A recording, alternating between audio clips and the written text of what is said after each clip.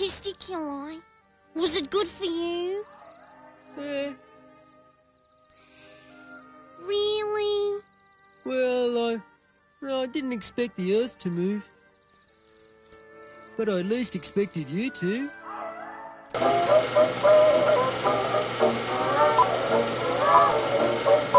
Let's party! For those of you who haven't seen it, let me give you a quick breakdown of Hercules Returns. Brad McBain quits his job and decides to reopen the old Picture Palace to try and bring back the good old days of cinema. For the opening night, he decides to play the last film shown on the screens. Unfortunately, when it arrives, they find out it's in Italian and without any subtitles. To avoid disaster, Brad, his projectionist Sprocket, and the publicist Lisa perform a live dub for the audience. Well, I met this bloke at the pub the other night, right, and he's an art collector, and you know what he says to me? He says, would I like to go to his place and see his Warhol? Well, it was kind of disappointing, because when I got there, he just showed me a painting. What the hell is she on about? Buggity fine now. This is one of those movies that'll make you laugh no matter what mood you're in. It was shot in 1992 with a shoestring budget of about $1 million.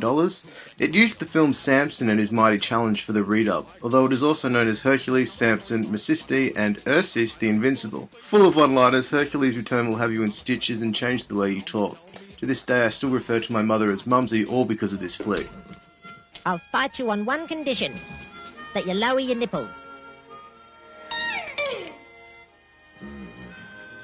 Hercules Returns stars well-known Australian actors David Argue, Mary Custis, and Bruce Spence, who do a superb job adding life to their misfit characters, especially in the scenes leading up to the opening night.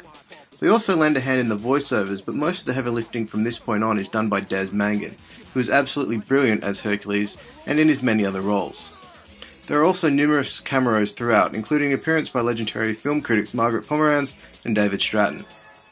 Don't you just love that music? Look, I know you saved my life, but get your hand off my left tit and put me down. Oh, there's no need to be grateful. I do this sort of thing all the time. I'm always saving virgins. Virgin? Are you serious? I've seen more knobs than a locksmith. Anyway, I suppose I better introduce you to me mum. Oh,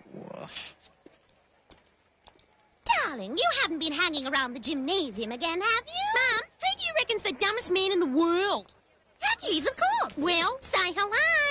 Visually, the film is nothing to write home about. The original film is of its time and the new additional scenes are fairly standard. The music is slightly melodramatic and initially off-putting, but you do soon get used to it. The best way to describe the combined effect would be comfortable.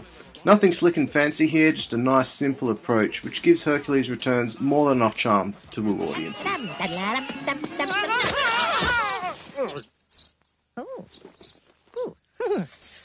Christ, it's not often they're thrown at me. Oh, better keep him just in case. If this doesn't belong to anyone, I'll have him. Although written by Des Mangan, the film was actually shot by first-time director David Parker, who has only gone on to direct one other film, though he does have numerous writing credits to his name. It was also the first film produced by Phil Jaroslow, and took 8 days to shoot. This is the best shown film ever made and the funniest movie you'll watch in this lifetime. If you can find a copy, I highly recommend adding it to your collection. You will not be disappointed. Samson, a word of warning, don't let her cut your hair, will you? Oh, you don't believe that old story about me losing my strength if someone cuts my hair, do I you? just love those cute little pigtails. Bye. And don't slam that fucking door! Sorry. Okay, just put this back up here. And don't slam the fucking door, Samson. Before you go, don't forget to subscribe and join us on Facebook and Twitter.